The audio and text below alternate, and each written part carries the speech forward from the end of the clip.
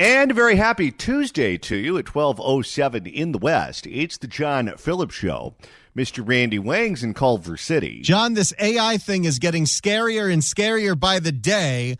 Listener Tony, who usually makes AI graphics for us, made us an AI If the Cashier is Dummy song. If the cashier is dummy, you might get robbed while he's counting nickels on the job. He don't know danger, don't sense fear, just wonders why the man's so weird. Yeah.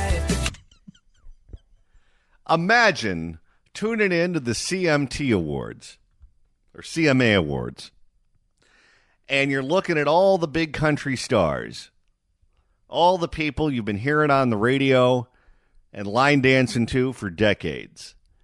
And then the presenter gets up to the podium, and it's time to make the big reveal of what's the best song of the year. And in 2025, it's If the Cashier is Dummy. If the cashier is dummy. I'm telling you, we're like, at this point, it's accelerating so fast, weeks away from somebody being able to type into one of these AI things, hey, create a talk radio show where two guys make fun of Sheng Tao for a half hour.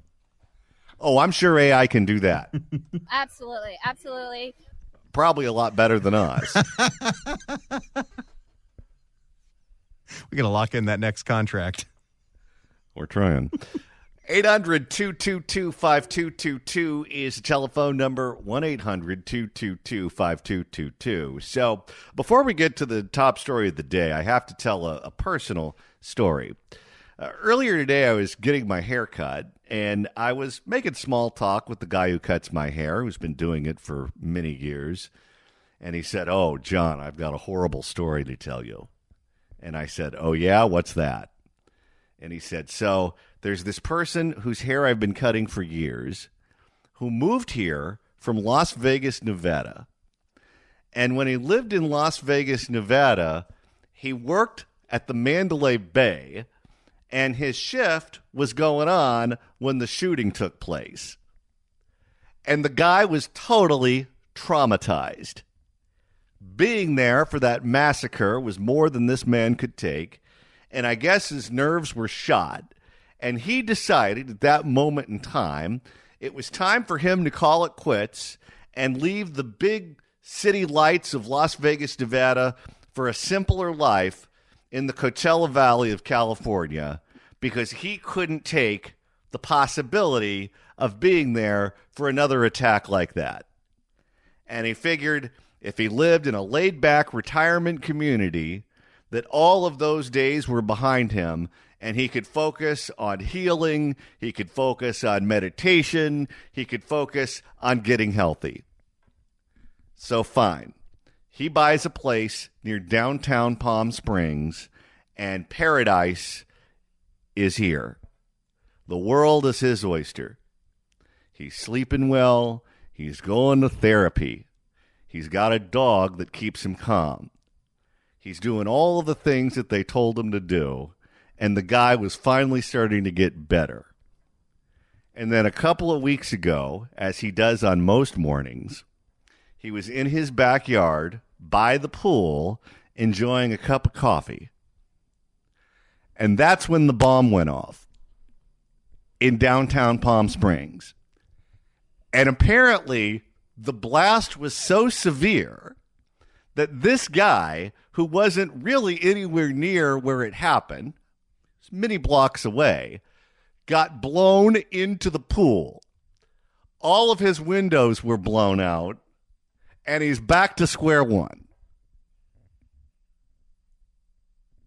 And get this, Randy, apparently, if your windows get blown out from a bomb that is determined to be terrorism, which that was, because the bomber apparently was bombing that particular facility because he believes that the world is overpopulated and that is causing global warming to accelerate. So because his motivations were political in nature, that bomb was determined to be terrorism. And unless you buy a specific policy that covers terrorism, you're out of luck if your windows get blown out. Wait a second. There's terrorism insurance? There's terrorism insurance. I didn't even know about that until this morning. So this guy, along with the Denny's and the liquor store and everything else, all of the private homes in that area near the blast zone that had all of their windows blown out and everything is all boarded up, all of them have to pay for it on their own. I said, how's the guy handling this? He said, I don't know. He said, I do know this. He told me he was drinking at 9 o'clock in the morning. Understandable. Yeah, no kidding. So there you go. I don't know when it happened. I don't know where it happened, but everything on this planet suddenly turned into an episode of Looney Tunes. All right, now it's time to get to the top story of the day.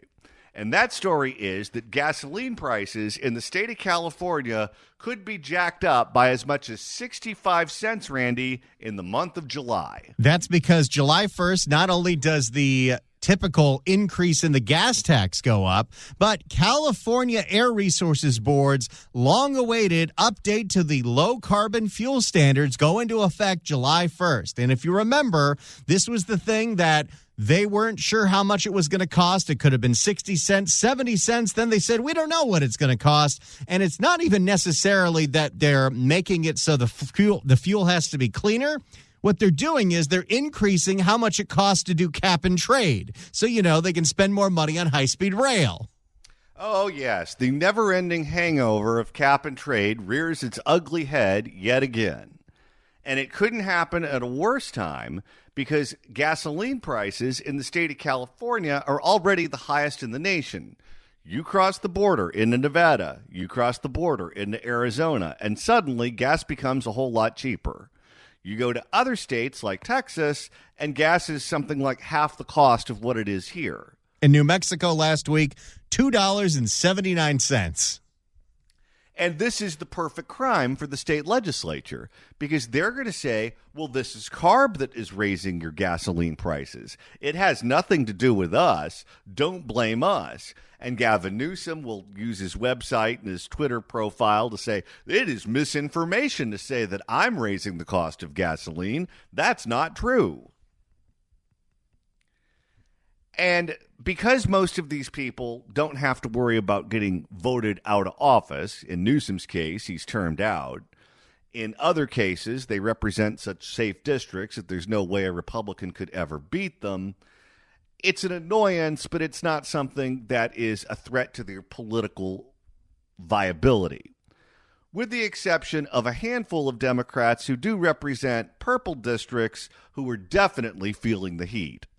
That includes an assemblywoman out of Kern County, Dr. Jasmeet Bains, who is now calling for the resignation of the chair of the California Air Resources Board, Leanne Randolph. Now, when you say her name is Dr. Jasmine, is that a doctor like slap on a rubber glove, turn and cough doctor, or a doctor like Jill Biden teaching remedial courses at the junior college doctor?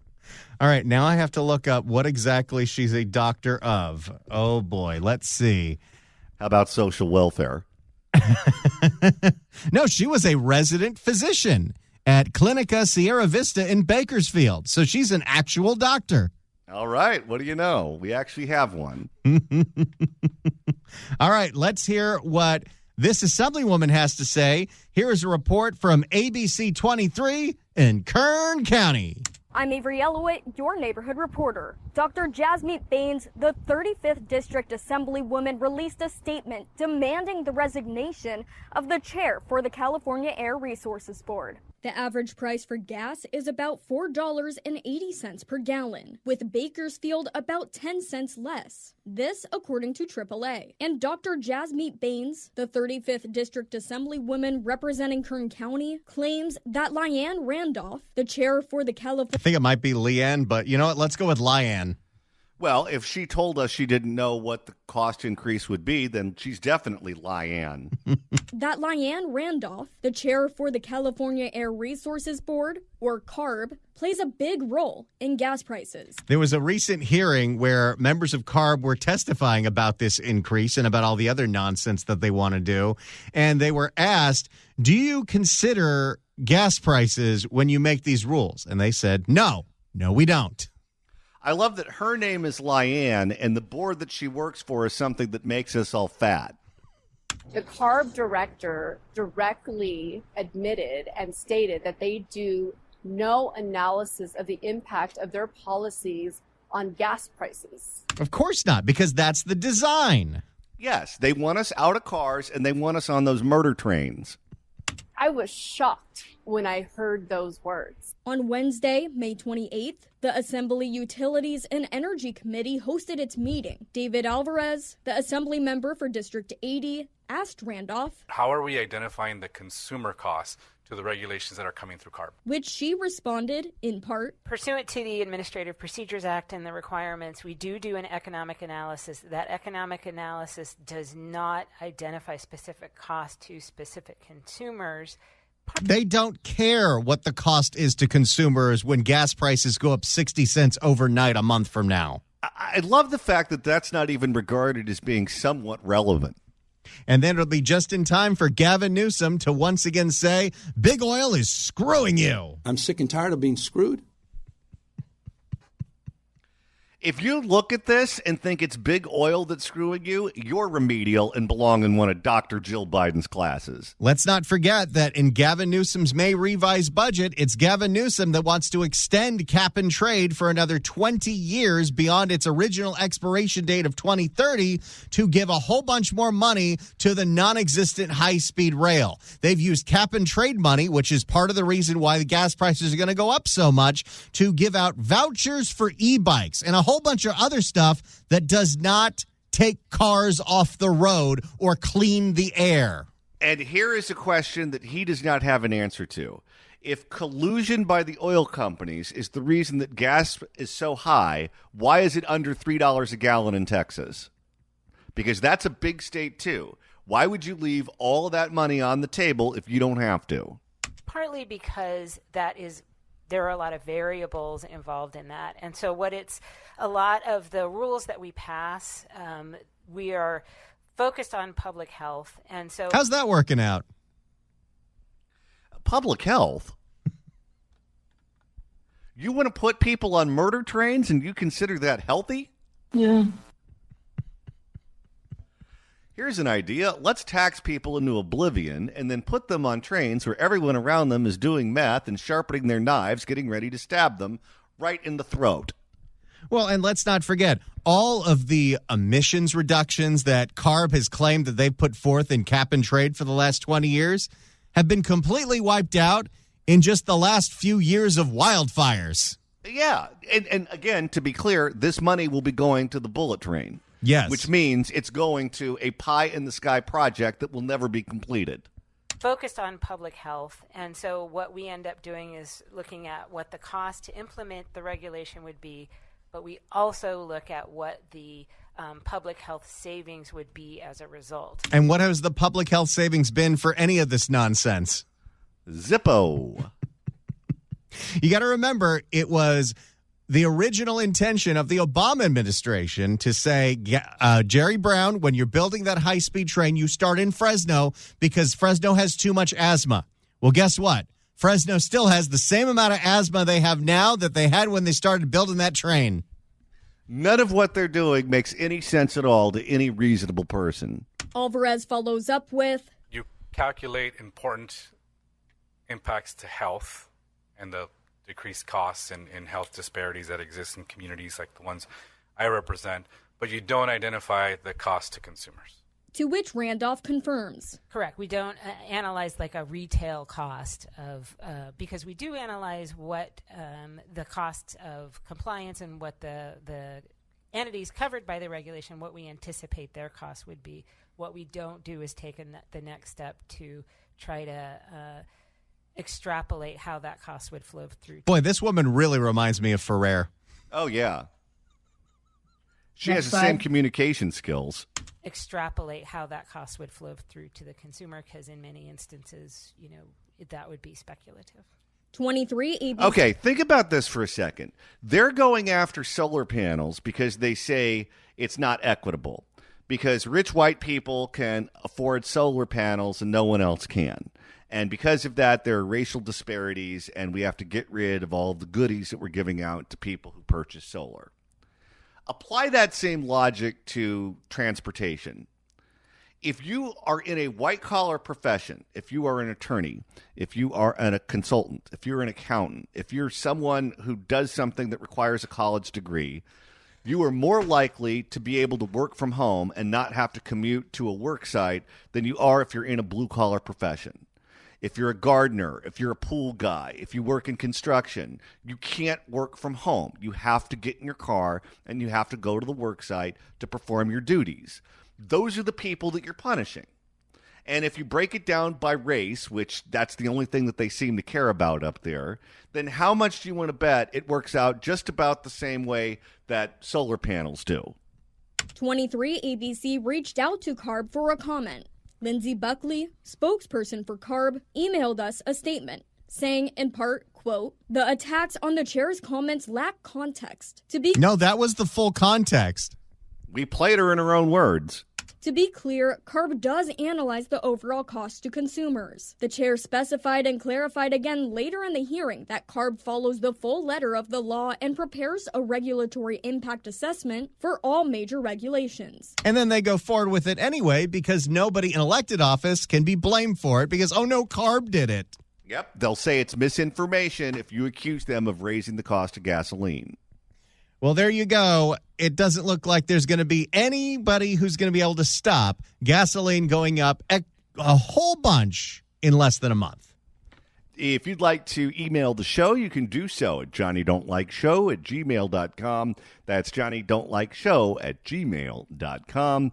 And Randy, if you missed yesterday's discussion on AI and what the future will look like, and you want to find out what you missed out on, that's easy to do. All you got to do is search for The John Phillips Show wherever you get your podcasts, whether that's Apple Podcasts, iHeart, Spotify, doing a Google on the YouTube. Do a Google on YouTube. Download The John Phillips Show. Get all the podcasts and share them with your friends. You understand what I'm saying?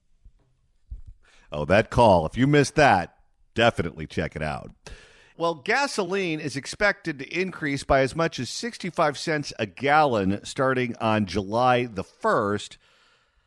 I guess we've all forgotten that the theme of this session of the state legislature is to rein in high costs. It's all about affordability. That's what they're working to do in Sacramento, allegedly. Turns out they're not. No kidding. There has been some hogwash. Coming from you. For more on the legislature not doing anything about affordability, here is KCRA3 and the incredible best journalist in the state of California, Ashley Zavala. Watch, she's learning. Well, Golston, California lawmakers face the first major bill deadline on Friday, and that's bringing fresh scrutiny to this whole situation again. They're nearly halfway through the state's lawmaking process at this point. They have until the end of the week to decide whether to pass or kill 697 proposed laws. Every year, it's up to 1,000 bills. There's no way anyone can track what they all are or what they all do. Well, if they want to stay on brand, why not having 666 bills? Like, even if you had a fully staffed newsroom, can you really have somebody analyze 670 bills every year? Nope. But of those 697, a small fraction have anything to do with affordability. Our constituents, they don't feel that the state of California is working for them. 6 months ago, Democratic leaders vowed to tackle California's cost of living. This Senate must double down on our efforts to make life more affordable and livable. Double down? How is it that in 2025, the home of Silicon Valley, we have some prospector from the 1800s running the state Senate who doesn't have a clue what's going on in the state? And he wants to be insurance commissioner. This Senate must double down on our efforts to make life more affordable and livable. Make our economy work for all. Can't believe I actually missed the two Tonys. Seriously, though, in a party that is obsessed with nothing but race, they found some rural guy named Zeke, or who should be named Zeke, and put him in charge of the whole damn thing? Make our economy work for all and not just a privileged few. The two leaders said Economy's not even working for the prune farmers, McGuire. No, it's not. The two leaders, Senate Pro Tem Mike McGuire and Assembly Speaker Robert Rivas, limited the amount of bills lawmakers could file this year in order to focus. Wait, 690 bills is limiting how many bills they can write? Oh, good Lord. Imagine if you let them go hog wild. We're doing so because we want every leader in this room to have the greatest possible bandwidth to focus on laws that uplift affordability and prosperity. And no one did that. Not a single one of them. This tells you two things. One, they don't actually care about affordability, and it shows you that the new speaker and the new Senate Pro Tem have no sway whatsoever. No, but they don't believe it either. They know that people complain about affordability, but what they want are more taxes, more regulations. They want higher minimum wages. They want more requirements for health care benefits. You can't impose all of those things on a population and not expect costs to explode. And that's all they spend their time doing. And prosperity. But now, nearly halfway through the state's lawmaking process, the Democratic leaders don't have a set, cohesive plan, and they're still working with and voting on hundreds of proposed laws. Clerk will open the roll. All members vote who desire to vote. Small fraction could address affordability. Well, that's a definite big question. Chris McKaylee is a longtime lobbyist and adjunct McGeorge School of Law professor. So you have to look at the affordability question from both sides. What will increase costs and what will actually decrease costs? And most of the things that they're voting on will increase costs like they do every single year. Almost 100% of it. Take getting from point A to point B. If you own a car in the state of California, or you're going to purchase a car and drive it, think about the costs that are associated with that car. Let's start with insurance. Everything that they're doing is leading to an explosion in the cost of insurance premiums. Every time the big companies go to the California Department of Insurance and they want approval for a rate increase, they get it.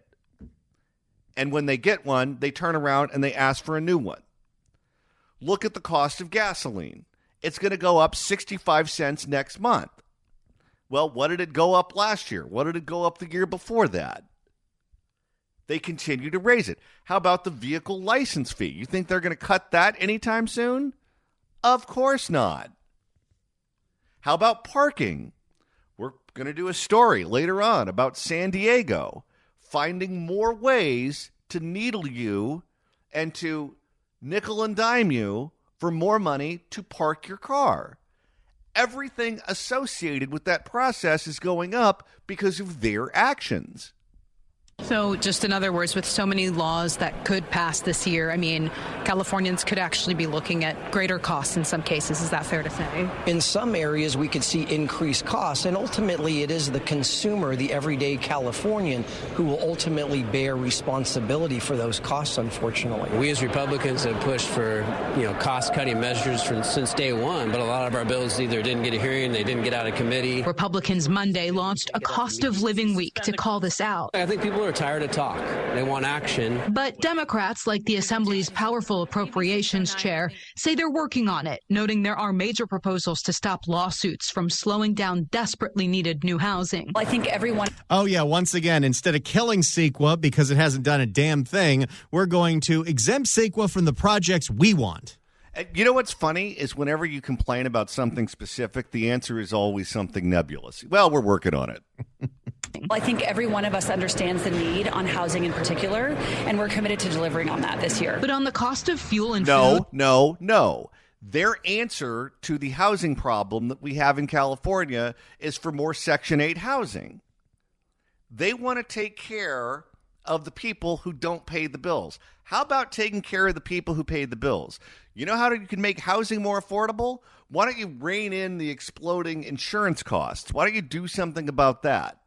How about letting builders build more homes so there's more supply? How about that? No, they all want us living up above a Panda Express in a bad part of town riding their murder trains. that this year. But on the cost of fuel and food, their plan is not as clear. At this time, we are not seeing anything that's going to move grocery prices in the right direction. Daniel Conway is with the California Grocers Association. He says some other proposed labor and environmental laws would actually make grocery prices higher, including bills that set new rules for their shopping carts and self-checkout stations. Reforms that go nowhere, basically, and the frustration that's mounted since then. And so as much... Oh, wait, is this the bill where you have to have one person monitoring every 2 self-checkout stations because of all the theft? Oh, yeah. Let me guess. The unions wanted that. And so as much as we're encouraged by the intention of these legislators, the challenge is that their actions seem to be going in the wrong direction. Now, we asked Senate Pro Tem Mike McGuire and Assembly Speaker Robert Rivas for interviews today, but they were not available. When I asked if they're... They spend most of their time just running and hiding from Ashley Zavala. It's the weirdest thing, because if Mike McGuire or Robert Rivas walk down Hollywood Boulevard, or they walk down the boardwalk in Venice or wherever, I would be shocked if 1 or 2 people out of 100 recognized who they were. Shocked. That is the high watermark. But in that building, in that city, they are big celebrities.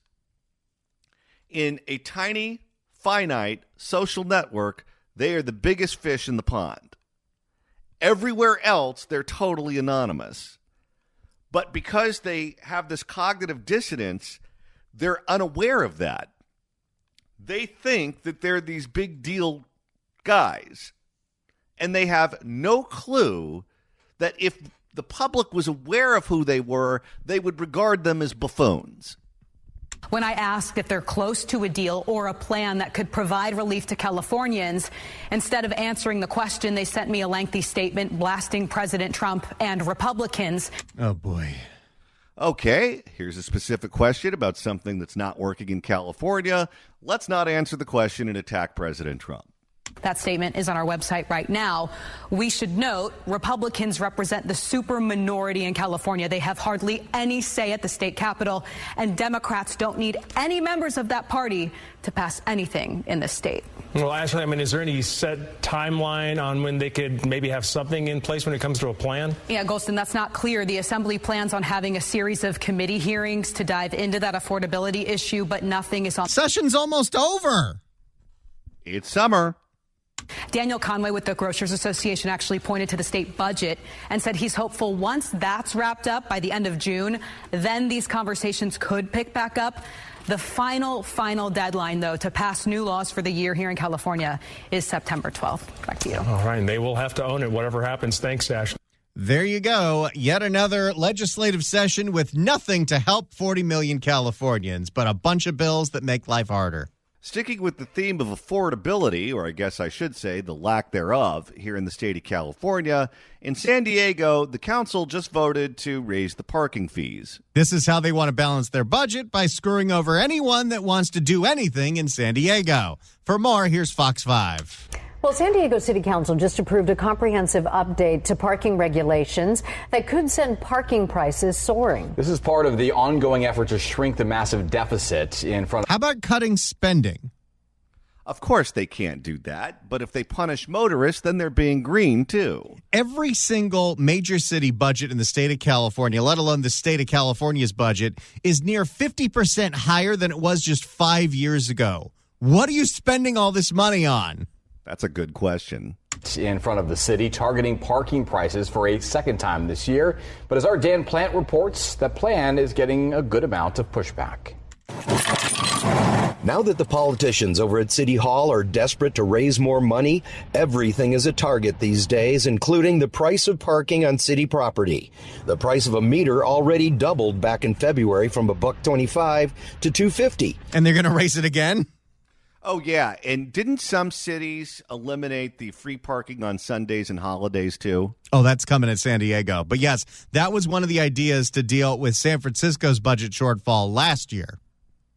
Now the city is talking about raising it even more for special events, up to $20 an hour for a parking meter. I think that's insane that they can... Whoa, $20 an hour for a parking meter? Are you kidding me? If you think this is going to increase revenue, here's what happens. If people see that it's $20 an hour to park somewhere, they either don't go, so now you're not getting that revenue, or they Uber and you're not getting that revenue. Well, let's just assume for 1 second that you're a dry cleaner and the total bill, I guess it would be more than $20. I'm not living in the 1980s anymore. But if you're going to a shop where you're only going to spend a small amount of money, why in the world would you ever pay $20 to park in front of that store? You're never going to go to that liquor store. You're never going to go to that bakery. You're never going to go to that donut shop. You're never going to go to that dry cleaner. All of those businesses get punished.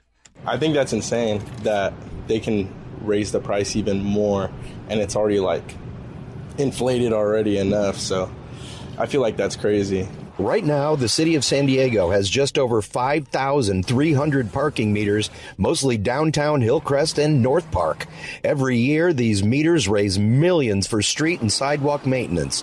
But this year, there's a $260 million budget deficit. So the city is not only talking about higher rates, but also possibly starting to charge for parking in places where it's currently free. Of course. You know what's so sad about this, too? Is San Diego used to be probably the best-run big city in the state of California. They had a long string of Republican mayors, and then all of a sudden they decided to elect Bob Filner, who just died, God rest his soul, and promptly after getting elected, he decided to molest all the help. So then they kicked him out of office, and they replaced him with a Republican, and then things went back to normal. And then that guy termed out, and they brought in a new jackass from Sacramento who's a Democrat, and now they're just like Oakland and Los Angeles and everyone else. They're just trying to shake us down for every dime they can get. You're always risking getting a ticket. Among the many possibilities... Let's not forget, it is currently in the statute, thanks to a deceptive bill passed by voters, that members of the San Diego City Council, while they're jacking up parking, have been getting massive raises every year for the past 5 years and will get another one this year. Oh, they get paid way more than members of the state legislature. Among the many possibilities, setting the parking rates based on demand, like around Petco Park during a baseball game or a concert. Right now, it's $2.50 an hour. Under the so-called dynamic pricing, it could go up to $20 every hour. Oh, boy. Okay, if you did that with batteries after an earthquake, they'd put you in jail. That's price gouging. That's straight up price gouging. Isn't that the entire concept of that, where if an item is worth X and you take advantage of circumstances beyond your control and you jack up the cost, you get in trouble? Well, if the government does it, it's totally fine. You know where else the government does that too? You notice they do that at the airports. You buy a Starbucks at the airport, you need to take out a loan on your house.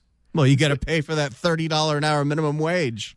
But you get a Starbucks near your house, and it's reasonable. Well, by their standards. I think that they're just taking from the people and they want more money for them, and they don't care for the people because they don't go to events down here, or they have drivers already just to drop them off. They have, they're not us, Well, not on today. Maybe we vote these people out next time? You know what's going to happen? And you're already starting to see this. You notice, by the way, whenever you're driving the freeways and some band is coming to town or a comedian is coming to town, they no longer play the amphitheaters in the downtown areas. They play all the Indian casinos. Well, not on today's agenda. Some over at City Hall would also like to start charging for parking in popular tourist destinations where parking has always been free. One of the suggestions, start charging for parking in Balboa Park and Mission Bay Park. Wow, get a whole bunch of people to stop coming to San Diego and then lose out on all that hotel tax revenue. Brilliant. These people, just when you think they can't get any dumber, they do.